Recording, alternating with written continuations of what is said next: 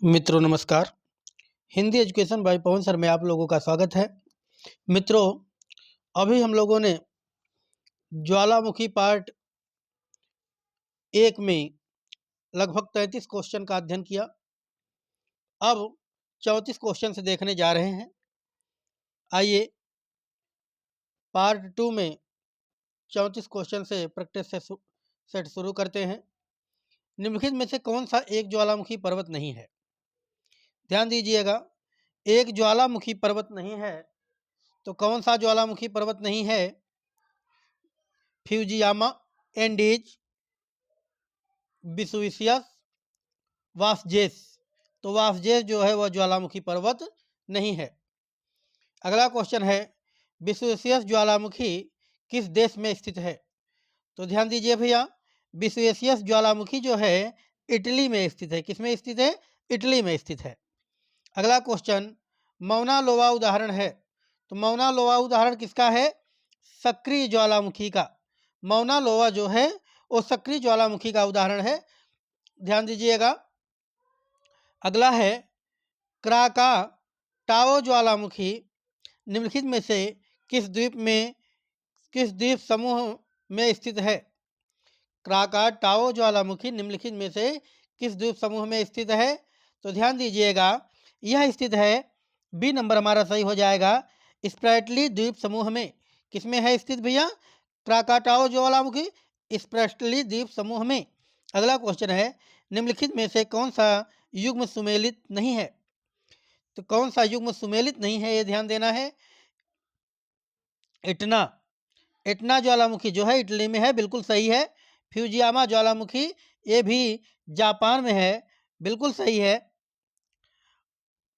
और पोपा ज्वालामुखी म्यांमार में है, ये भी सही है। क्राकाटोवा ज्वालामुखी जो है वो मलेशिया में सही नहीं है। अर्थात ध्यान दीजिएगा, यही उत्तर हमारा सही हो जाएगा, बी नंबर।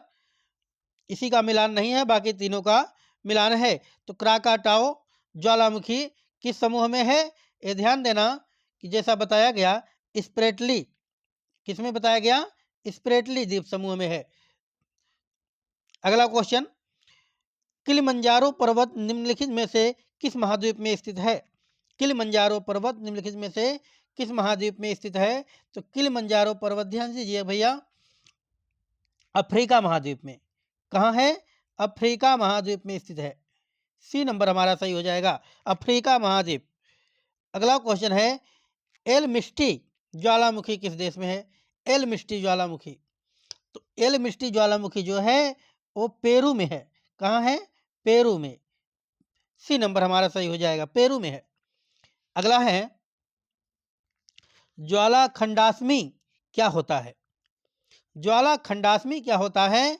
तो ध्यान दीजिएगा, ज्वाला खंडास्मी जो है, ए नंबर सही हो जाएगा, ए नंबर सही हो जाएगा।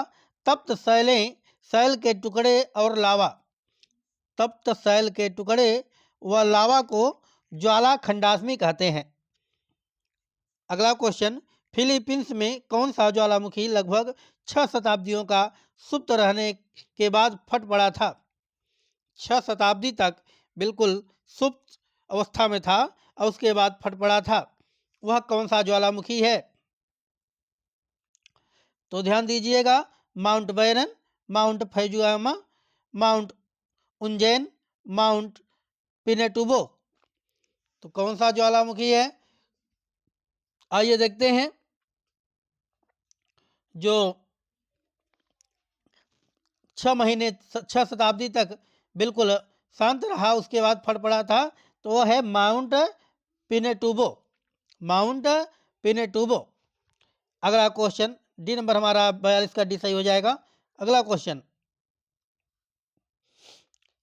क्रेटर ज्वालामुखी छिद्र, क्रेटर जिसको कहते हैं, जो ज्वालामुखी छिद्र कहलाता है, मुख्यतः किस आकृति के होते हैं?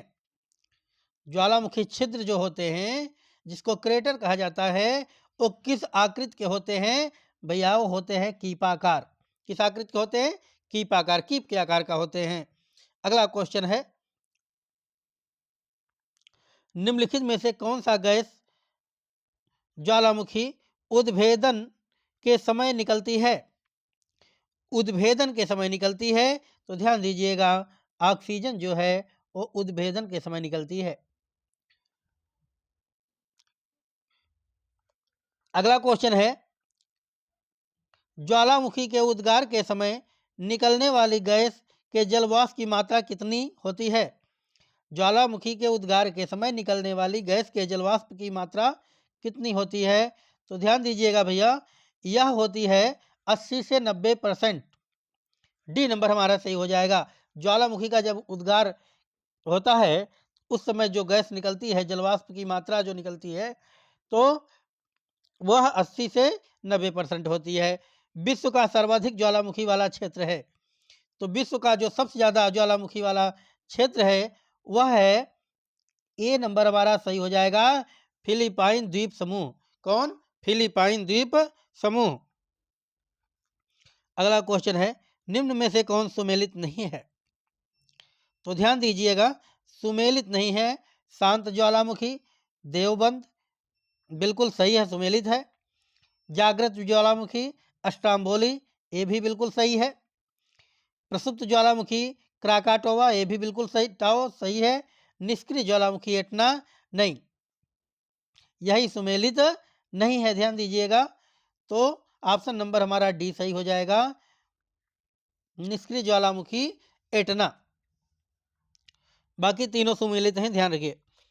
स्टाम्बोली ज्वालामुखी कहाँ स्थित है? स्टाम्बोली ज्वालामुखी जो है वो लिपारी द्वीप में है। कहाँ है भैया? लिपारी द्वीप में। अगला क्वेश्चन है, निम्नलिखित में से कौन सा सबसे ऊंचा ज्वालामुखी पर्वत है? तो सबसे ऊंचा ज्वालामुखी पर्वत जो है वो माउंट, अगला आंसर हो जाएगा माउंट कोटोपैक्सी। माउंट कोटोपैक्सी जो है वो सबसे ऊंचा ज्वालामुखी पर्वत है। अगला क्वेश्चन,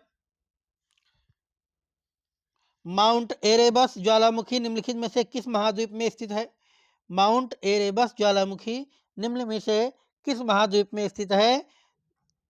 तो यह उत्तर नंबर हमारा हो जाएगा सी, अंटार्कटिका महाद्वीप में स्थित है। किस महाद्वीप में भैया है? माउंट एरेबस अंटार्कटिका महाद्वीप में। अगला क्वेश्चन है, निम्नलिखित में से कौन सा प्रसुप्त ज्वालामुखी है? तो क्राकाटाओ, क्राकाटाओ जो है वो प्रसुप्त ध्यान दीजिएगा, प्रसुप्त ज्वालामुखी है। अगला क्वेश्चन, निम्नलिखित में से कौन सक्रिय ज्वालामुखी नहीं है? सक्रिय ज्वालामुखी, ध्यान दीजिएगा, तो सक्रिय ज्वालामुखी कौन सा नहीं है? स्टाम्बोली, किलिमंजारो, एटना, कोटोपैक्सी। तो जो किलिमंजारो है वह सक्रिय ज्वालामुखी नहीं है। स्टाम्बोली, एटना और कोटोपैक्सी ये तीनों सक्रिय ज्वालामुखी में आते हैं। अगला क्वेश्चन, निम्नलिखित में से कौन मृत ज्वालामुखी नहीं है? तो मृत ज्वालामुखी, आइए भैया देखते हैं। तो इसमें जो चिम्बोरेजो, कोह सुल्तान, मैनालोवा, देवबंद, तो मृत ज्वालामुखी नहीं है। तो ध्यान दीजिएगा, इसमें सी नंबर हमारा सही हो जाएगा, मौना लोवा। बाकी ये तीनों जो हैं वो मृत ज्वालामुखी में आते हैं। अगला क्वेश्चन, 10,000 धुआंरों की घाटी, 10,000 धुआंरों की घाटी पाई जाती है। कहाँ पाई जाती है? तो ध्यान दीजिएगा, ए नंबर सही हो जाएगा, 10,000 धुआंरों की घाटी अलास्का में पाई जाती है। 10,000 धुआंरों की घाटी कहाँ पाई जाती है? अलास्का में पाई जाती है। अगला क्वेश्चन, विस्फोट की तीव्रता के आधार पर ज्वालामुखियों के प्रकारों का सही आरोही क्रम है। तो विस्फोट की तीव्रता के आधार पर, इतना ज़्यादा तीव्र विस्फोट होता है, इनके आधार पर ज्वालामुखियों के प्रकारों का सही और आरोही क्रम बताइए। तो देखिए, बी नंबर हमारा सही हो जाएगा। कौन सा?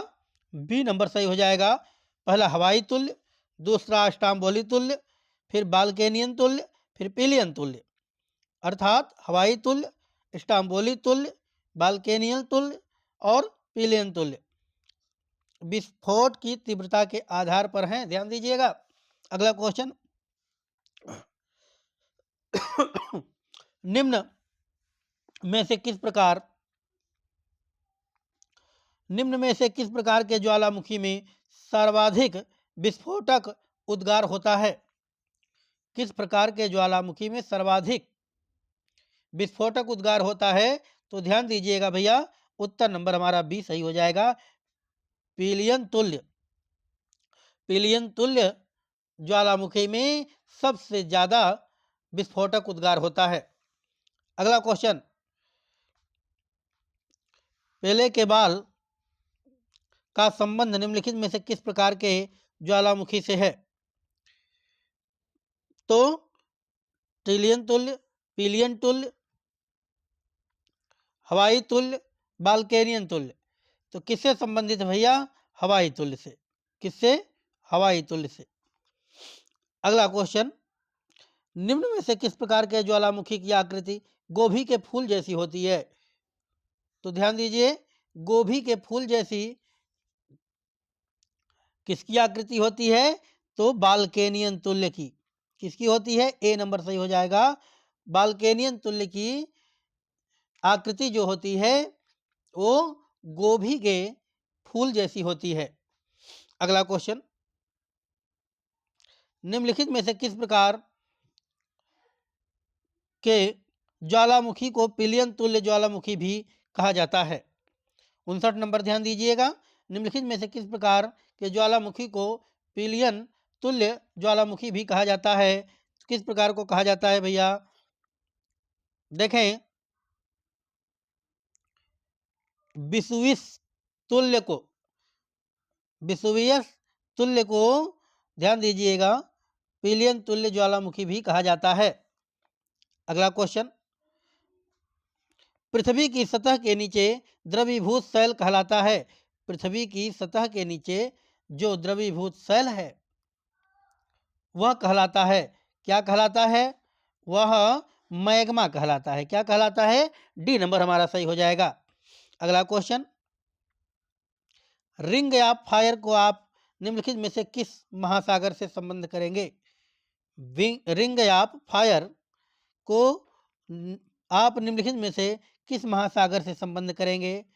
तो ध्यान दीजिएगा, यह प्रशांत महासागर से संबंधित होगा।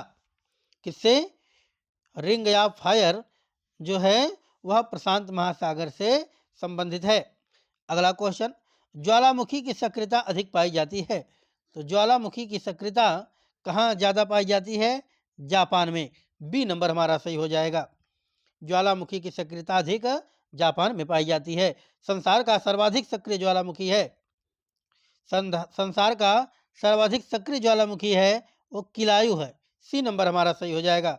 कौन सही हो जाएगा भैया? C number, Kilauea. अगला, हाल के दिनों में सबसे विनाशकारी ज्वालामुखियों में से एक किलायु ज्वालामुखी रहा है। हाल के दिनों में अर्थात जल्द ही विनाशकारी ज्वालामुखियों में एक किलायु ज्वालामुखी रहा है। यह कहाँ स्थित है? तो ध्यान दीजिएगा, यह जो है वह हवाई द्वीप में स्थित है। कहाँ है? हवाई द्वीप में। अगला क्वेश्चन, निम्नलिखित में से कौन सा ज्वालामुखी के सबसे विस्फोटक प्रकार का उदाहरण है? कौन सा ज्वालामुखी सबसे विस्फोटक प्रकार का उदाहरण है?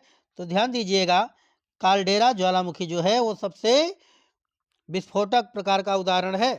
सी नंबर हमारा सही हो जाएगा भैया। अगला क्वेश्चन, ज्वालामुखी विस्फोट किस पेटी में सर्वाधिक है? ज्वालामुखी विस्फोट किस पेटी में सबसे ज्यादा है? तो ज्वालामुखी विस्फोट जो है वो परिप्रशांत महासागरीय पेटी में सबसे ज्यादा है। ज्वालामुखी विस्फोट परिप्रशांत महासागरीय में सबसे ज्यादा है। मेरे प्यारे मित्रों, इस प्रकार ज्वालामुखी का पार्ट 2 समाप्त हुआ। इसके आगे अगले वीडियो में पुनः मिलते हैं। नमस्कार।